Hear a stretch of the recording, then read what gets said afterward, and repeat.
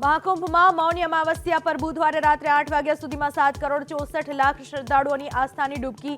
અત્યાર સુધીમાં 27 કરોડથી વધુ શ્રદ્ધાળુઓનું સંગમમાં સ્નાન।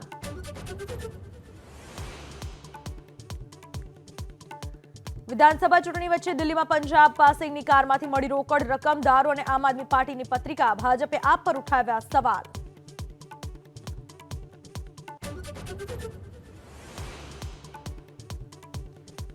યમુનામાં પ્રદૂષણના દાવાને લઈને દિલ્હીની ચૂંટણીમાં દંગલ। કેજરીવાલ બોલ્યા, સત્ય બતાવ્યું તો હરિયાણાના મુખ્યમંત્રી સૈનીએ પણ પાણી પીને કેજરીવાલ પર ઉઠાવ્યા સવાલ।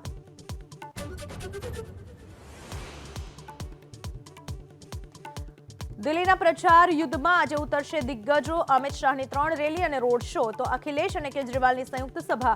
રાહુલ ગાંધી પણ કરશે પ્રચંડ પ્રચાર।